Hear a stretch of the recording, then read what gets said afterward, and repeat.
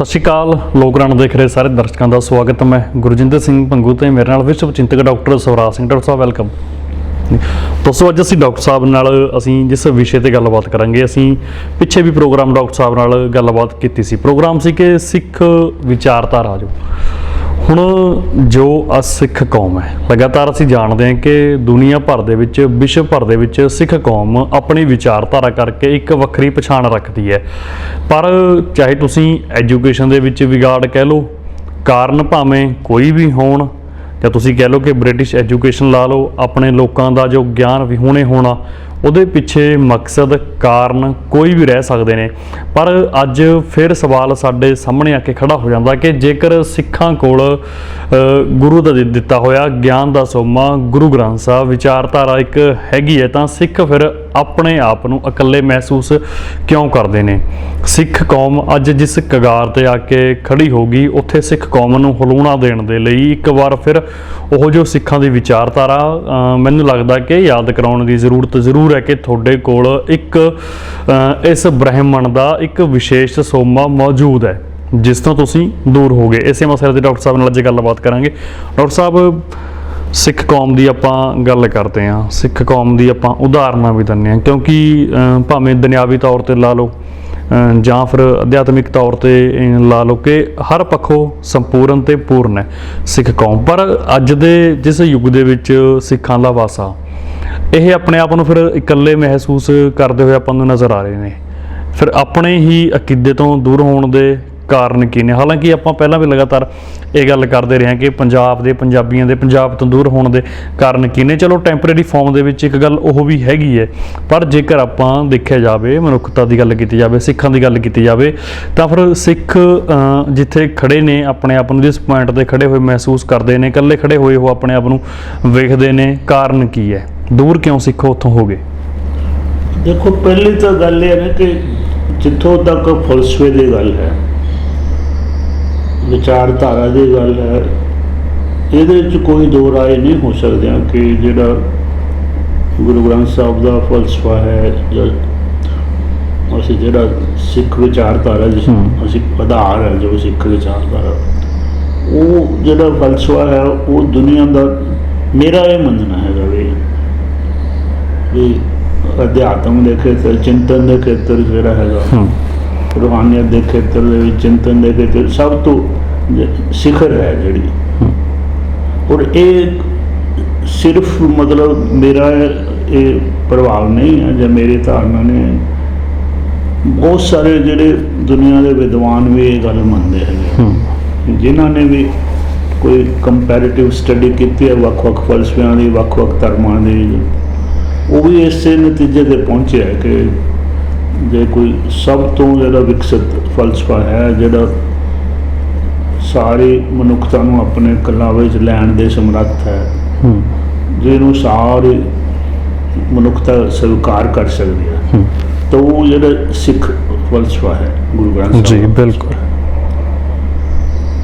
ਤਾਂ ਇਹਦੇ ਬਾਰੇ ਜਿਹੜੇ ਹੈਗੇ, ਜੈਸੇ ਇੱਕ ਦੋ ਜਿਹੜੇ ਬਹੁਤ ਵੱਡੇ ਦੁਨੀਆ ਦੇ ਜਿਹੜੇ ਵਿਦਵਾਨ ਨੇ, ਉਹਨਾਂ ਦੀ ਰਾਏ ਜਾਣੀ ਹੈ, ਤਾਂ ਜਿਹੜਾ ਅਜੋਕੇ ਯੁੱਗ ਦੇ ਮਹਾਨ ਫਿਲਾਸਫਰ ਹੋਇਆ ਹੈ ਇੰਗਲੈਂਡ ਦੇ ਵਿੱਚ ਬਰਟਨ ਰਸਲ, ਉਹ ਵੀ ਇਹ ਮੰਨਦਾ ਕਿ ਉਹ ਕਹਿੰਦਾ ਵੀ ਜੇ ਦੁਨੀਆ ਤਬਾਹ ਹੁੰਦੀ ਹੈ ਤਾਂ ਇਹ ਸਿੱਖਾਂ ਦਾ ਕਸੂਰ ਹੈ, ਕਿ ਉਹ ਕਹਿੰਦਾ ਵੀ ਇਹਨਾਂ ਕੋਲ ਇੱਕ ਫਲਸਫਾ ਸੀਗਾ ਜਿਹਦੇ ਨਾਲ ਇਹ ਦੁਨੀਆ ਬਚ ਸਕਦੀ ਸੀ, ਤਾਂ ਇਹਨਾਂ ਨੇ ਦੁਨੀਆ ਨੂੰ ਦੱਸਿਆ ਹੀ ਨਹੀਂ। ਬਿਲਕੁਲ। ਭਾਵ ਉਹ ਕਹਿੰਦਾ ਵੀ ਜੇ ਦੁਨੀਆ ਬਚਦੀ ਹੈ ਤਾਂ ਸਿੱਖ ਫਲਸਫੇ ਨਾਲ।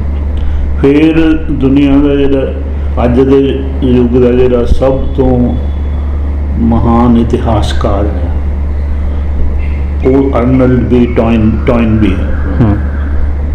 ਉਹਨੇ ਮਤਲਬ ਹਿਸਟਰੀ ਆਫ ਸਿਵਿਲਾਈਜੇਸ਼ਨ, ਸਾਰੀਆਂ ਸਭਿਅਤਾਵਾਂ ਦਾ ਇਤਿਹਾਸ ਜਿਹੜਾ ਉਹਨੇ ਮਤਲਬ ਜਿਹੜਾ ਲਿਖਿਆ ਹੈਗਾ ਜੀ, ਤਾਂ ਉਹ ਵੀ ਇਸੇ ਨਤੀਜੇ 'ਤੇ ਪਹੁੰਚਿਆ ਹੈਗਾ ਵੀ ਸਭ ਤੋਂ ਜੇ ਕੋਈ ਵਿਕਸਿਤ ਜਿਹੜਾ ਫਲਸਫਾ ਹੈ, ਸਾਰੀ ਮਨੁੱਖਤਾ ਜਿਹਨੂੰ ਸਵੀਕਾਰ ਕਰ ਸਕਦੀ, ਤਾਂ ਸਿੱਖ ਫਲਸਫਾ ਹੈ, ਗੁਰੂ ਗ੍ਰੰਥ ਸਾਹਿਬ ਦਾ ਫਲਸਫਾ। ਇੱਦਾਂ ਹੀ ਇੱਕ ਅਮਰੀਕਾ ਦੀ ਮਸ਼ਹੂਰ ਜਿਹੜੀ ਹੈਗੀ ਲੇਖਕਾ, ਜਿਹੜੀ ਉਹਦਾ ਨਾਮ ਪਰਲ ਬਕ ਸੀ, ਜਿਹਨੂੰ ਨੋਬਲ ਪ੍ਰਾਈਜ਼ ਮਿਲਿਆ, ਉਹਦਾ ਨਾਵਲ ਬਹੁਤ ਮਸ਼ਹੂਰ ਸੀ, ਗੁੱਡ ਅਰਥ। ਤਾਂ ਉਹ ਮਤਲਬ ਚਾਈਨਾ ਦੇ ਵਿੱਚ ਜਿਹੜਾ ਉਹਦਾ ਫਾਦਰ ਇੱਕ ਕ੍ਰਿਸਚੀਅਨ ਪ੍ਰੀਸਟ ਈਸਾਈ ਪਾਦਰੀ ਸੀ ਜਿਹੜਾ ਧਰਮ ਦਾ ਪ੍ਰਚਾਰ ਈਸਾਈ ਧਰਮ ਦਾ ਪ੍ਰਚਾਰ ਕਰਨ ਗਿਆ ਚਾਈਨਾ 'ਚ। ਤਾਂ ਉਹ ਜ਼ਿਆਦਾ ਸਮਾਂ ਉਹਦਾ ਬਚਪਨ ਦਾ ਸਾਰਾ ਟਾਈਮ ਉਹਦਾ ਜ਼ਿਆਦਾ ਚਾਈਨਾ 'ਚ ਹੀ ਗੁਜ਼ਰਿਆ। ਤਾਂ ਜਿਹੜੀਆਂ ਕਹਾਣੀਆਂ ਵੀ ਉਹਨੇ ਜਿਨ੍ਹਾਂ 'ਤੇ ਉਹਨੂੰ ਜਿਹੜਾ ਨਾਵਲ ਵੀ ਹੈ ਗੁੱਡ ਅਰਥ, ਇਹ ਵੀ ਚਾਈਨਾ ਦੀਆਂ ਉਹਦੀਆਂ ਕਹਾਣੀਆਂ ਨੇ ਜ਼ਿਆਦਾ। ਇਹ ਵੀ ਚਾਈਨਾ ਦੇ ਪਿਛੋਕੜ ਜਿਹੜੇ ਹੈਗਾ ਚਾਈਨਾ ਨਾਵਲ ਹੈ। ਤਾਂ ਉਹ ਵੀ ਇਹ ਕਹਿੰਦੇ ਹੈਗੇ ਕਿ ਜੇ ਸਭ ਤੋਂ ਮਤਲਬ ਜੇ ਕੋਈ ਫਲਸਫੇ ਨੇ ਉਸ ਨੂੰ ਪੀਸ ਆਫ ਮਾਈਂਡ ਦਿੱਤਾ ਹੈਗਾ, ਔਰ ਉਹ ਵੀ ਇਹ ਗੱਲ ਕਹਿੰਦੇ ਕਿ ਜੇ ਫਲਸਫੇ ਨੂੰ ਸਾਰੇ ਸਵੀਕਾਰ ਕਰ ਸਕਦੇ ਗੁਰੂ ਗ੍ਰੰਥ ਸਾਹਿਬ ਦਾ ਫਲਸਫਾ। ਤਾਂ ਉਹਨੂੰ ਇਹ ਪੁੱਛਿਆ ਵੀ ਗਿਆ ਵੀ ਤੂੰ ਤੇ ਈਸਾਈ ਹੈ, ਈਸਾਈ ਦੇ ਪਾਦਰੀ ਦੀ ਧੀ ਹੈ ਜਿਹੜਾ ਈਸਾਈ ਧਰਮ ਦਾ ਪ੍ਰਚਾਰ ਕਰ ਰਿਹਾ, ਪਰ ਤੂੰ ਤਾਰੀਫ ਜਿਹੜੀ ਹੈਗੀ ਸਿੱਖ ਫਲਸਫੇ ਦੇ ਗੁਰੂ ਗ੍ਰੰਥ ਸਾਹਿਬ ਦੀ। ਤਾਂ ਉਹ ਕਹਿੰਦੇ ਵੀ ਸੱਚ ਨੂੰ ਤਾਂ ਸੱਚ ਮੰਨਣਾ ਹੀ ਪੈਂਦਾ ਹੈ। ਤੂੰ ਮੇਰਾ ਕਹਿਣ ਦਾ ਮਤਲਬ ਇਹਦੇ 'ਚ ਕੋਈ ਐਡੀ ਤੇ ਉੱਥੇ ਹੀ ਇਸ ਪਲ ਬੁੱਕ ਹੋਰਾਂ ਦਾ ਇੱਕ ਹੋਰ ਕੋਟੇਸ਼ਨ ਹੈ ਸਿੱਖ ਧਰਮ ਨੂੰ ਲੈ ਕੇ। ਉਹ ਕਹਿੰਦੇ ਨੇ ਕਿ ਮੈਡਮ ਕਹਿੰਦੇ ਨੇ ਉਹ ਕਹਿੰਦੇ ਕਿ ਮੈਂ ਦੁਨੀਆ ਦੇ ਵੱਡੇ ਧਾਰਮਿਕ ਗ੍ਰੰਥ ਪੜ੍ਹੇ ਹੋਏ ਨੇ, ਜਦੋਂ ਮੈਂ ਫਿਰ ਸਿੱਖਾਂ ਦਾ ਗ੍ਰੰਥ ਪੜ੍ਹਿਆ, ਜੋ ਸ਼ਕਤੀ ਮੈਂ ਉਸ ਗ੍ਰੰਥ ਦੇ ਵਿੱਚ ਮਹਿਸੂਸ ਕੀਤੀ, ਮੈਨੂੰ ਕਿਸੇ ਹੋਰ ਥਾਂ ਦੇ ਉੱਤੇ ਉਹ ਸ਼ਕਤੀ ਮਹਿਸੂਸ ਨਹੀਂ ਹੋਈ। ਤਾਂ ਉਹਨੂੰ ਮਤਲਬ ਇਹ ਵੀ ਲੋਕਾਂ ਨੇ ਪੁੱਛਿਆ ਵੀ ਤੂੰ ਤੇ ਇੱਕ ਈਸਾਈ ਔਰ ਇੱਕ ਈਸਾਈ ਪਾਦਰੀ ਦੀ ਲੜਕੀ ਹੈਗੀ, ਪਰ ਉਹਨੇ ਫਿਰ ਵੀ ਤੂੰ ਤਾਰੀਫ ਜਿਹੜੀ ਮਤਲਬ ਸਿੱਖ ਫਲਸਫੇ ਦੇ ਕਰ ਰਹੇ ਆ, ਤਾਂ ਉਹਨੇ ਇਹਦਾ ਇਹ ਜਵਾਬ ਦਿੱਤਾ ਵੀ ਸੱਚ ਨੂੰ ਸੱਚ ਜਿਹੜਾ ਮੰਨਣਾ ਪੈਂਦਾ ਹੈ। ਤਾਂ ਕਹਿਣ ਦਾ ਭਾਵ ਹੈ ਕਿ ਵੀ ਕੋਈ ਇਹਦੇ ਬਾਰੇ ਦੋ ਰਾਏ ਨਹੀਂ ਹੈ ਕਿ ਜਿਹੜਾ ਸਿੱਖਾਂ ਦਾ ਜਿਹੜਾ ਫਲਸਫਾ ਹੈਗਾ ਉਹ ਬਹੁਤ ਮਹਾਨ ਹੈ, ਬਹੁਤ ਉੱਚ ਪੱਧਰ ਦਾ ਹੈ। ਪਰ ਜਿਹੜੀ ਸਮੱਸਿਆ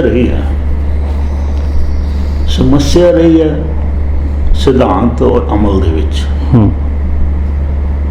ਸਾਡਾ ਜਿਹੜਾ ਅਮਲ ਹੈ ਉਹ ਨਾ ਸਿਰਫ ਜਿਹੜਾ ਆਪਣੇ ਫਲਸਫੇ ਤੋਂ ਦੂਰ ਰਹੇ ਆ, ਬਲਕਿ ਕਈ ਗੱਲਾਂ 'ਚ ਅਸੀਂ ਉਸ ਤੋਂ ਉਲਟ ਚੱਲੇ ਹਾਂ।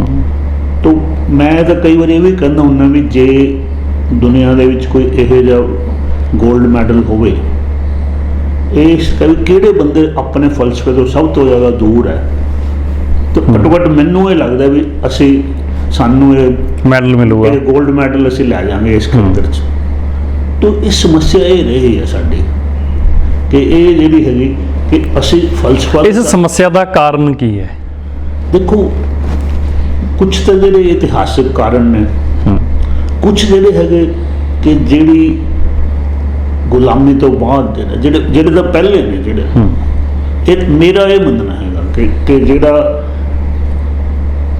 ਜਿਹੜਾ ਸਿੱਖਾਂ ਦੇ ਵਿੱਚ ਜਿਹੜਾ ਗੁਰੂ ਸਾਹਿਬ ਦਾ ਜਿਹੜਾ ਸੰਕਲਪ ਸੀਗਾ, ਜਿਹੜਾ ਉਹ ਸਰਬ ਵਿਆਪਕਤਾ ਦਾ ਸੀਗਾ, ਯੂਨੀਵਰਸੈਲਿਟੀ ਜਿਹਨੂੰ ਹੁੰਦੀ ਵੀ ਉਹਨਾਂ ਦੇ ਜਿਹੜੀ ਬਹੁਤ ਵਿਸ਼ਾਲ ਸੋਚ ਸੀਗੀ।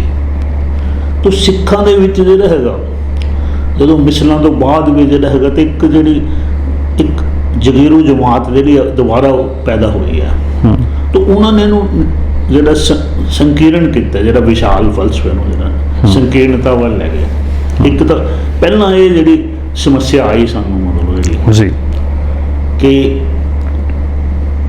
ਜਿਹੜਾ ਸੰਕਲਪ ਸੀਗਾ, ਜਿਹੜਾ ਰਾਜ ਕਰਨ ਦਾ ਜਿਹੜਾ ਸੰਕਲਪ ਸੀਗਾ, ਬੇਸ਼ੱਕ ਸਾਡਾ ਰਾਜ ਬਹੁਤ ਜੇ ਅਸੀਂ ਦੁਨਿਆਵੀ ਰਾਜਾਂ ਨਾਲ ਕੰਪੇਅਰ ਕਰੀਏ ਬਾਕੀ ਰਾਜਾਂ ਨਾਲ ਤਾਂ ਜ਼ਾਹਰ ਹੈ ਕਿ ਮਹਾਰਾਜਾ ਰਣਜੀਤ ਸਿੰਘ ਦਾ ਵੀ ਜਿਹੜਾ ਵਿਸ਼ਾਲ ਰਾਜ ਸੀ, ਬਹੁਤ ਮਤਲਬ ਬਾਕੀਆਂ ਨਾਲੋਂ ਬਹੁਤ ਵਧੀਆ ਇੱਕ ਰਾਜ ਪ੍ਰਬੰਧ ਸੀਗਾ, ਬਹੁਤ ਵਧੀਆ ਰਾਜ ਕੀਤਾ। ਬੜਾ ਜਿਹੜੀ ਇਹਦੇ ਦੋ ਰਾਏ ਨਹੀਂ ਹੋ ਸਕਦੀਆਂ ਕਿ ਵੱਡੀ ਬਹੁ ਗਿਣਤੀ ਜਿਹੜੀ, ਕਿਉਂਕਿ ਸਿੱਖ ਜਿਹੜੇ ਸੀਗੇ ਉਹ ਤਾਂ ਘੱਟ ਗਿਣਤੀ ਸੀਗੇ, ਉਹਦੇ ਤਕਰੀਬਨ ਮਤਲਬ ਜੇ 10% ਦੇ ਕਰੀਬ ਸੀਗੇ ਜਿਹੜੇ ਸਿੱਖ ਮਹਾਰਾਜਾ ਰਣਜੀਤ ਸਿੰਘ ਰਾਜ। ਤਾਂ ਜ਼ਾਹਰ ਹੈ ਕਿ ਗੈਰ ਸਿੱਖ ਜਿਹੜੇ ਨੇ ਉਹ ਵੱਡੀ ਪ੍ਰਜਾ ਦੀ ਗਿਣਤੀ ਉਹ ਹੈ, ਸਭ ਤੋਂ ਜ਼ਿਆਦਾ ਮੁਸਲਮਾਨ ਸੀਗੇ, ਨੰਬਰ 2 ਤੇ ਹਿੰਦੂ ਸੀਗੇ।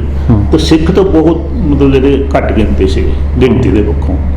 ਪਰ ਫਿਰ ਵੀ ਜਿੱਥੋਂ ਤੱਕ ਸਾਨੂੰ ਲੱਗਦਾ ਕਿ ਵਸੋਂ ਦੀ ਬਹੁਤ ਵੱਡੀ ਬਹੁ ਗਿਣਤੀ ਮਤਲਬ ਉਹ ਖੁਸ਼ ਸੀਗੀ, ਜੋ ਜਿੱਥੋਂ ਵੀ ਸਾਨੂੰ ਚਾਹੇ ਸ਼ਾਹ ਮੁਹੰਮਦ ਦੀਆਂ ਲਿਖਤਾਂ ਹੈਗੀਆਂ ਇੱਕ ਮੁਸਲਮਾਨ ਦੀਆਂ, ਤਾਂ ਉਹ ਵੀ ਮਤਲਬ ਜਿਹੜਾ ਹੈਗਾ ਆਪਣੇ ਆਪ ਨੂੰ ਉਸ ਰਾਜ ਦਾ ਪੂਰਾ ਹਿੱਸਾ ਸਮਝ ਰਿਹਾ ਹੈ ਇੱਕ ਮੁਸਲਮਾਨ ਵੀ। ਤਾਂ ਇਸ ਤਰ੍ਹਾਂ ਜਿਹੜੇ ਹਿੰਦੂ ਨੇ ਦੀਵਾਨ ਮੂਲ ਚੰਦ ਉਹ ਮਤਲਬ ਉਹਨਾਂ ਨੇ ਬੜੇ ਜਿਹੜੇ ਉਹ ਆਪਣਾ ਰਾਜ ਸਮਝਦੇ ਸੀ ਸਿੱਖ ਰਾਜ ਨੂੰ। ਤੋ ਜੇ ਤਾਂ ਆਪਾਂ ਦੁਨਿਆਵੀ ਰਾਜਾਂ ਨਾਲ ਤੁਲਨਾ ਕਰਦੇ ਹਾਂ ਤਾਂ ਸਾਡਾ ਜਿਹੜਾ ਹੈਗਾ ਬਹੁਤ ਅੱਛਾ ਰਾਜ ਰਿਹਾ। ਲੇਕਿਨ ਜੇ ਅਸੀਂ ਸਿੱਖ ਸਿਧਾਂਤ ਨਾਲ ਦੇਖੀਏ ਤਾਂ ਉਸ ਕਸਵੱਟੀ ਤੇ ਨਹੀਂ ਪੂਰਾ ਉਤਰਦਾ। ਨਾ ਸਾਡੇ ਮਿਸਲਾਂ ਦੇ ਜਿਹੜੇ ਰਾਜ ਸਥਾਪਿਤ ਹੋਏ ਆ ਜਾਂ ਜਿਹੜੇ ਮਹਾਰਾਜ ਰਣਜੀਤ ਸਿੰਘ ਜੋ ਗੁਰੂ ਸਾਹਿਬ ਦੀ ਜੋ ਸਰਵ ਵਿਆਪਕਤਾ ਯੂਨੀਵਰਸੈਲਿਟੀ ਜੋ ਵਿਸ਼ਾਲਤਾ ਸੀਗੀ ਔਰ ਜਿਹੜਾ ਰਾਜ ਦਾ ਜਿਹੜਾ ਸੰਕਲਪ ਸੀਗਾ ਵੀ ਅਸੀਂ ਸੇਵਾ ਹਾਲਾਂਕਿ ਅਸੀਂ ਕਹਿੰਦੇ ਰਹੇ ਹਾਂ ਕਹਿੰਦੇ ਤਾਂ ਬਹੁਤ ਲੋਕ ਤੇ ਦਾਅਵੇ ਕਰਦੇ ਵੀ ਰਾਜ ਨੇ ਸੇਵਾ ਲੇਕਿਨ ਮਤਲਬ ਜਿਹੜਾ ਉਹ ਸਿਧਾਂਤ ਜਿਹੜਾ ਹੈਗਾ ਉਹ ਪੂਰੀ ਤਰ੍ਹਾਂ ਲਾਗੂ ਨਹੀਂ ਹੋਇਆ ਮਤਲਬ ਤਾਂ ਕਿਤੇ ਨਾ ਕਿਤੇ ਸਾਡੇ ਵਿੱਚ ਵੀ ਜਿਹੜੀ ਇਹ ਕਮੀ ਰਹੀ ਕਿ ਅਸੀਂ ਆਪਣਾ ਜਿਹੜਾ ਫਲਸਫਾ ਜਿਹੜਾ ਉਹਨੂੰ ਪੂਰੀ ਤਰ੍ਹਾਂ ਲਾਗੂ ਨਹੀਂ ਕਰ ਸਕੇ। ਖਾਸ ਤੌਰ 'ਤੇ ਜਿਹੜੀ ਹੈਗੀ ਇੱਕ ਜਿਹੜੀ ਮੂਲ ਭਾਵਨਾ ਸੀ ਸਿੱਖ ਫਲਸਫੇ ਦੀ ਵਿਸ਼ਾਲਤਾ ਸੀ ਜਾਂ ਸਰਵ ਵਿਆਪਕਤਾ ਸੀ ਜਾਂ ਯੂਨੀਵਰਸੈਲਿਟੀ ਸੀਗੀ ਉਹਨੂੰ ਅਸੀਂ ਜਿਹੜਾ ਹੈਗਾ ਉਸ ਨੂੰ ਜਿਹੜਾ ਹੈਗਾ ਸੰਕੀਰਣਤਾ ਵੱਲ ਲਿਜਾਂਦੇ ਰਹੇ। ਉਹਨੂੰ ਉਸ ਦਰਜੇ ਦੀ ਜੋ ਗੁਰੂ ਸਾਹਿਬ ਸਾਡੇ ਫਲਸਫੇ ਦੀ ਮੂਲ ਭਾਵਨਾ ਹੈਗੀ ਉਨੀ ਵਿਸ਼ਾਲਤਾ ਕਦੇ ਅਮਲ 'ਚ ਅਸੀਂ ਕਦੇ ਵੀ ਨਹੀਂ ਲਿਆਏ। ਤਾਂ ਲੇਕਿਨ ਜਦੋਂ ਅੰਗਰੇਜ਼ ਦਾ ਰਾਜ ਆ ਗਿਆ ਫਿਰ ਉਹਨਾਂ ਨੇ ਜਾਣ ਬੁੱਝ ਕੇ ਜਿਹੜਾ ਹੈਗਾ ਸਾਡੇ 'ਚੋਂ ਜਿਹੜਾ ਇੱਕ ਗਲਤ ਧਾਰਨਾਵਾਂ ਜਿਹੜੀਆਂ ਲਿਆਂਦੀਆਂ ਜਿੱਦਾਂ ਸਾਡੀਆਂ ਸਿੱਖ ਸੰਸਥਾਵਾਂ ਵਿੱਚ ਜਿਹੜੀਆਂ ਉੱਥੋਂ ਮਾਈਂਡ ਸੈੱਟ ਚੇਂਜ ਹੋਣਾ ਸ਼ੁਰੂ ਹੋ ਗਿਆ ਹੈ। ਪਹਿਲਾਂ ਫਿਰ ਵੀ ਜੇ ਆਪਾਂ ਕਹੀਏ ਕਿ ਕਮੀਆਂ ਤਾਂ ਸੀਗੀਆਂ ਕਮੀਆਂ ਤਾਂ ਸ਼ੁਰੂ ਤੋਂ ਰਹੀਆਂ ਮਹਾਰਾਜਾ ਰਣਜੀਤ ਸਿੰਘ ਦੇ ਰਾਜ 'ਚ ਵੀ ਰਹੀਆਂ ਆ ਜਿਹੜੀਆਂ ਰਿਆਸਤਾਂ ਦੇ ਵੀ ਰਾਜ ਇਹਨੂੰ ਪੂਰੀ ਤਰ੍ਹਾਂ ਪਰ ਅੰਗਰੇਜ਼ ਸਾਮਰਾਜ ਤੋਂ ਪਹਿਲਾਂ ਸਿੱਖ ਨੇੜੇ ਸੀ ਆਪਣੇ ਫਲਸਫੇ ਦੀ ਫਿਰ ਦੂਰ ਹੁੰਦੇ ਚਲੇ ਗਏ। ਤੁਲਨਾਤਮਕ ਤੌਰ ਤੇ ਦੇਖੀ ਨੇੜੇ ਸੀ ਉਹ ਫਿਰ ਵੀ ਆਪਣੀਆਂ ਕਮਜ਼ੋਰੀਆਂ ਦੇ ਬਾਵਜੂਦ ਆਪਣੀਆਂ ਕਮੀਆਂ ਦੇ ਬਾਵਜੂਦ ਆਪਣੇ ਸਿਧਾਂਤ ਦੇ ਨੇੜੇ ਸੀਗੇ। ਪਰ ਜਦੋਂ ਫਿਰ ਅੰਗਰੇਜ਼ ਦਾ ਰਾਜ ਆ ਗਿਆ ਫਿਰ ਉਹਨਾਂ ਨੇ ਪੂਰੀ ਤਰ੍ਹਾਂ ਜਿਹੜਾ ਜਾਣ ਬੁੱਝ ਕੇ ਜਿਹੜਾ ਹੈਗਾ ਸਾਨੂੰ ਜਿਹੜਾ ਹੈਗਾ ਜੋ ਚੀਜ਼ ਗੁਰੂ ਸਾਹਿਬ ਨੇ ਜਿਹੜੀ ਸਾਨੂੰ ਮਤਲਬ ਜਦੋਂ ਤੋਂ ਦੂਰ ਕੀਤਾ ਸੀ ਮੋਟੇ ਤੌਰ ਤੇ ਜਿਹੜਾ ਹੈਗਾ ਜਿਹੜਾ ਕਿ ਗੁਰੂ ਸਾਹਿਬ ਨੇ ਕਿਹਾ ਸੀ ਕਿ ਜਿਹੜਾ ਕਰਮ ਕਾਂਡ ਹੈ ਇਸ ਨੂੰ ਜਿਹੜਾ ਉਹਨਾਂ ਨੇ ਰਿਜੈਕਟ ਕੀਤਾ ਹੈਗਾ ਕੋਈ ਕਰਮ ਕਾਂਡ ਨਹੀਂ ਹੋਣਾ ਚਾਹੀਦਾ। ਗੁਰੂ ਗ੍ਰੰਥ ਸਾਹਿਬ 'ਚ ਕੋਈ ਕਰਮ ਕਾਂਡ ਨਹੀਂ ਹੈਗਾ। ਗੁਰੂ ਗ੍ਰੰਥ ਸਾਹਿਬ ਦੇ ਵਿੱਚ ਆਪਣੀ ਜਿਹੜੀ ਗੁਰੂ ਗ੍ਰੰਥ ਸਾਹਿਬ ਦੀ ਪਰਿਭਾਸ਼ਾ ਹੀ ਹੈ ਗੁਰੂ ਗ੍ਰੰਥ ਸਾਹਿਬ ਦੇ ਵਿੱਚ ਉਹ ਇਹ ਪੂਰਨ ਤੌਰ ਤੇ ਕਹਿੰਦੇ ਵੀ ਗਿਆਨ ਸਿਰਫ ਤੇ ਸਿਰਫ ਗਿਆਨ ਦਾ ਗ੍ਰੰਥ ਹੈ।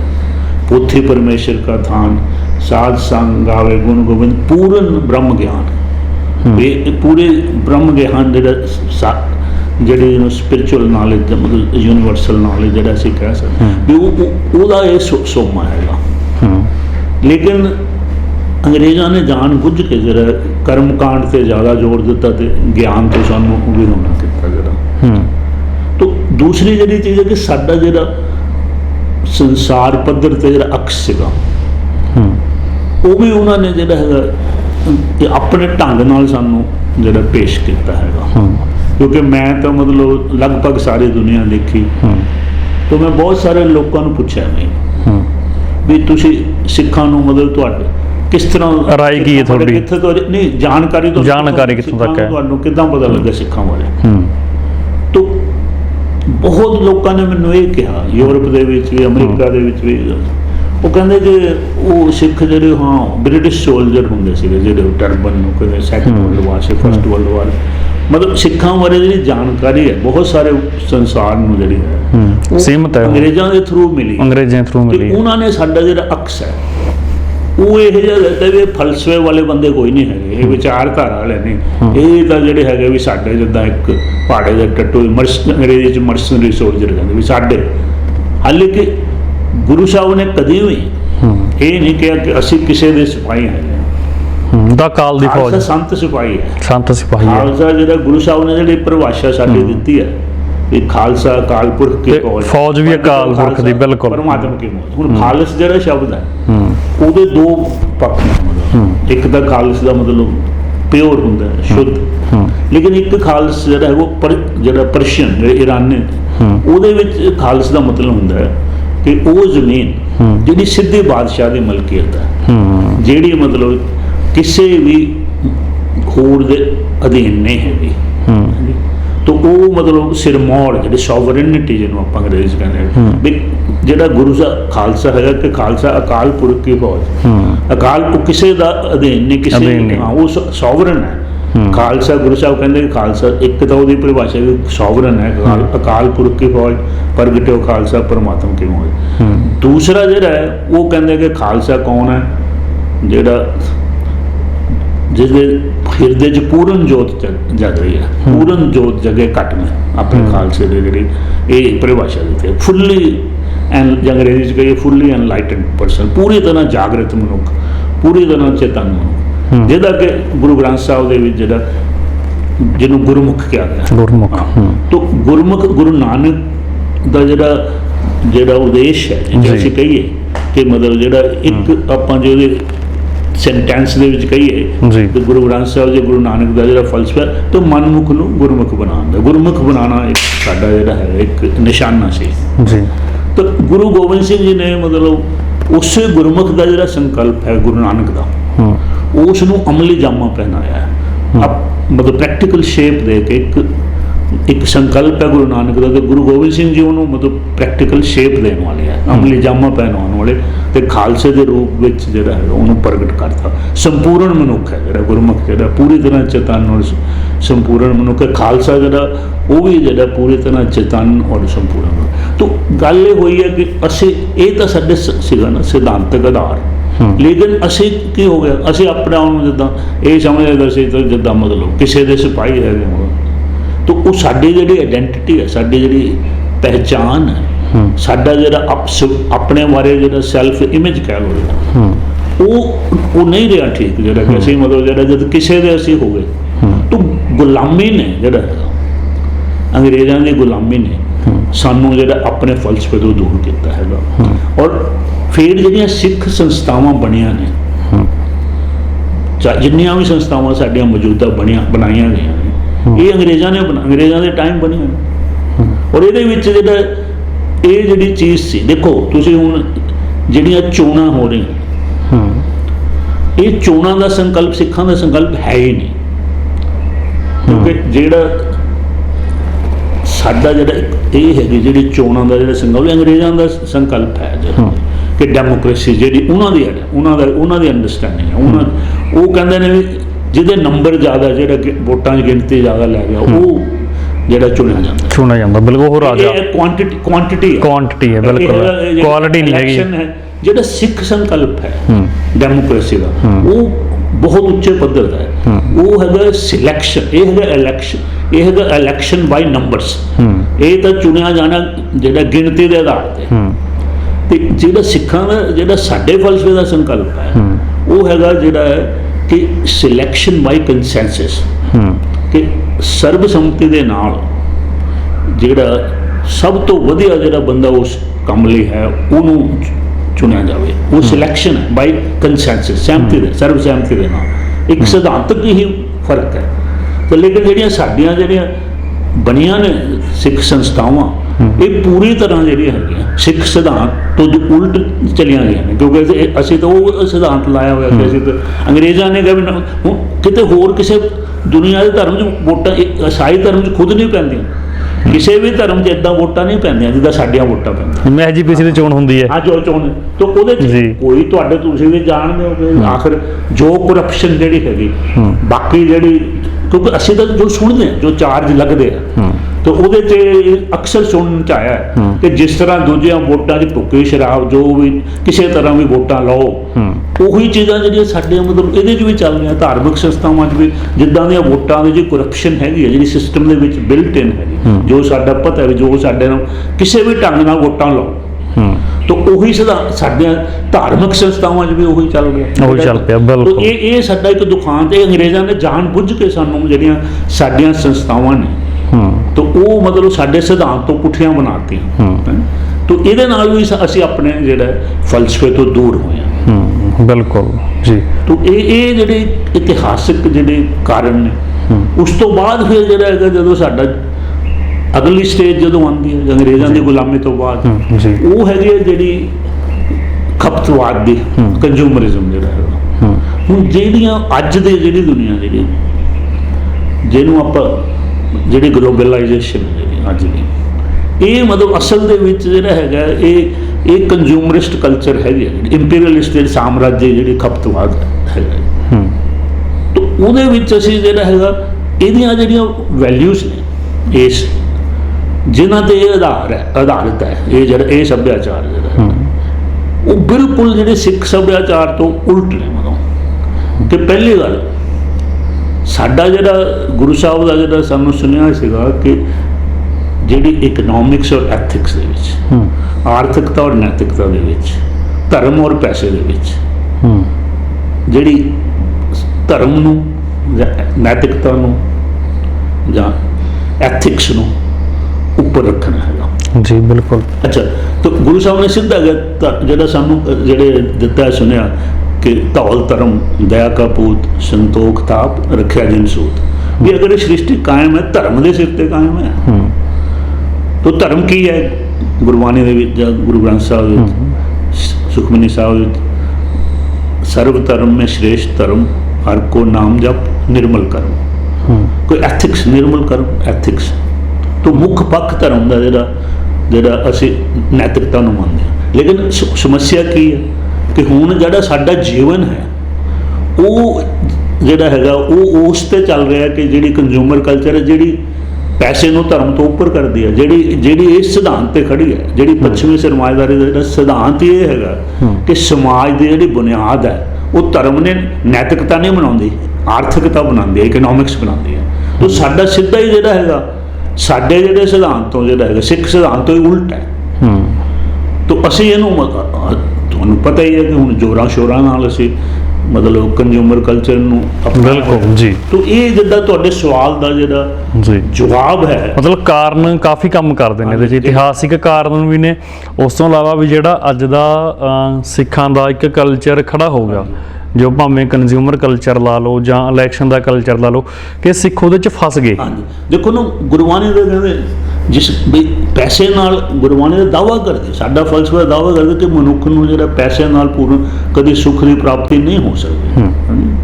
ਤੋ ਜਿਸ ਗ੍ਰਹਿ ਬਹੁਤ ਤਿਸੇ ਗ੍ਰਹਿ ਚਿੰਤਾ, ਜਿਸ ਗ੍ਰਹਿ ਥੋੜੇ ਸੋ ਫਿਰੇ ਪਰਮੰਤਾ, ਦੋਹੂ ਅਵਸਥਾ ਤੋਂ ਜੋ ਮੁਕਤਾ ਸੋਹੀ ਸੁਹੇਲਾ ਪਾਏ। ਜੇ ਪੈਸਾ ਜ਼ਿਆਦਾ ਆ ਗਿਆ ਤਾਂ ਤੁਹਾਨੂੰ ਫਿਕਰ ਕੋਈ ਖੋ ਨਾ ਲੈ, ਜੇ ਘੱਟ ਹੈ ਤੇ ਫਿਰ ਤੁਸੀਂ ਭੱਜੋ, ਜਿੱਥੇ ਵਿਦੇਸ਼ਾਂ ਜਾਓ, ਜਿੱਥੋਂ ਮਰਜ਼ੀ ਜਾਓ, ਇਕੱਠਾ ਕਰੋ। ਦੋਨਾਂ ਦੀ ਸਥਿਤੀ ਦੇ ਵਿੱਚ ਤੁਹਾਨੂੰ ਜਿਹੜਾ ਚੈਨ ਟਿਕਾ ਨਹੀਂ ਲੈਣ ਦੇਗਾ। ਫਿਰ ਗੁਰਬਾਣੀ ਕਲੀਅਰਲੀ ਕਹਿ ਰਹੀ ਹੈ ਕਿ ਸੁੱਖ ਨਹੀਂ ਬਹੁਤੇ ਧਨ ਖਾਟੇ, ਸੁੱਖ ਨਹੀਂ ਪੇਖੇ ਨਿਰਤ ਨਾਟੇ, ਸੁੱਖ ਨਹੀਂ ਬਹੁ ਦੇਸ਼ ਕਮਾਏ, ਸਰਬ ਸੁੱਖਾ ਹਰ ਹਰ ਗੁਣ ਗਾਏ। ਕਿ ਨਾ ਤਾਂ ਜ਼ਿਆਦਾ ਪੈਸਾ ਕਮਾਉਣ ਨਾਲ ਸੁੱਖ ਮਿਲਦਾ, ਨਾ ਜ਼ਮੀਨ ਜਾਇਦਾਦ ਬਣਾਉਣ ਨਾਲ ਸੁੱਖ ਮਿਲ ਸਕਦਾ ਬੰਦੇ ਨੂੰ। ਜੀ ਆਖਰ ਸੁੱਖ ਕਿੱਥੋਂ ਮਿਲਦਾ? ਸਰਬ ਸੁੱਖਾ ਹਰ ਹਰ ਗੁਣ ਗਾਏ। ਬੰਦਾ ਜਿਹੜਾ ਉਸ ਹਰ ਗੁਣ ਤੋਂ ਪਰਮਾਤਮਾ ਦਾ ਮਤਲਬ ਉਹਦਾ ਜੋ ਗੁਣ ਗਾਣ ਦਾ ਮਤਲਬ ਇਹ ਹੈ ਕਿ ਉਹ ਆਪਣੇ ਜਿਹੜਾ ਕਿ ਮਨ ਤੋਂ ਜੋ ਸਰੂਪ ਆਪਣੀ ਅਸਲੀਅਤ ਨੂੰ ਸਮਝੇ ਕਿ ਮੈਂ ਜਿਹੜਾ ਸਿਰਫ ਜਿਸਮਾਨੀ ਜਾਂ ਮੇਰੀ ਹੋਂਦ ਜਿਸਮਾਨੀ ਜਾਂ ਮਾਨਸਿਕ ਤੱਕ ਸੀਮਿਤ ਨਹੀਂ ਹੈਗੀ, ਮੈਂ ਜੋਤ ਸਰੂਪ ਹਾਂ। ਮਤਲਬ ਮੈਂ ਜਿਹੜਾ ਹੈਗਾ ਇਹ ਜਿਹੜੀ ਮੇਰੀ ਚੇਤਨਾ ਜਿਹੜਾ ਮੁੱਖ ਪੱਖ ਹੈ ਬਿਲਕੁਲ ਜੀ, ਅਸੀਂ ਉਸ ਸਿਧਾਂਤ ਤੋਂ ਦੂਰ ਹੋਏ ਜੀ। ਬਿਲਕੁਲ ਅਸੀਂ ਜਿਹੜਾ ਗੁਰੂ ਦਾ ਸਿਧਾਂਤ ਸੀ ਤਾਂ ਜਿਹੜਾ ਕੰਜ਼ਿਊਮਰਿਜ਼ਮ ਉਹ ਤਾਂ ਮੰਨਦੇ ਹੀ ਨਹੀਂ ਚੇਤਨ, ਉੱਥੇ ਤਾਂ ਇਹੀ ਹੈ ਵੀ ਇਹਨਾਂ ਚੀਜ਼ਾਂ ਨੇ ਸੁੱਖ ਪਿਆ। ਕੰਜ਼ਿਊਮਰਿਜ਼ਮ ਦਾ ਵੀ ਥੋੜੇ ਤੋਂ ਥੋੜੇ ਸਮੇਂ ਜ਼ਿਆਦਾ ਤੋਂ ਜ਼ਿਆਦਾ ਪੈਸਾ ਕਮਾਓ, ਉਹਦੇ ਨਾਲ ਸੁੱਖ ਸਹੂਲਤਾਂ ਲਓ, ਇਸ ਤੋਂ ਅੱਗੇ ਕੁਝ ਨਹੀਂ ਹੈ। ਉਹ ਕਹਿੰਦੇ ਜੀਵਨ ਹੈ ਹੀ ਕੋਈ। ਬਿਲਕੁਲ ਜੀ। ਡਾਕਟਰ ਸਾਹਿਬ ਬਹੁਤ ਬਹੁਤ ਸ਼ੁਕਰੀਆ ਜੀ। ਦੋਸਤੋ ਡਾਕਟਰ ਸਵਰਾਜ ਸਿੰਘ ਸਾਡੇ ਨਾਲ ਜੁੜੇ ਹੋਏ ਸੀ। ਇਸੇ ਨੂੰ ਅੱਗੇ ਤੋਰਾਂਗੇ, ਹੋਰ ਐਪੀਸੋਡ ਲੈ ਕੇ ਹਾਜ਼ਰ ਹੋਵਾਂਗੇ ਇਸੇ ਪ੍ਰੋਗਰਾਮ ਦੇ। ਤੁਸੀਂ ਜੁੜੇ ਰਹੋ ਤੁਹਾਡੇ ਆਪਣੇ ਚੈਨਲ ਲੋਕਰਾਣ ਚੈਨਲ ਪੰਜਾਬੀ ਤੇ। ਧੰਨਵਾਦ।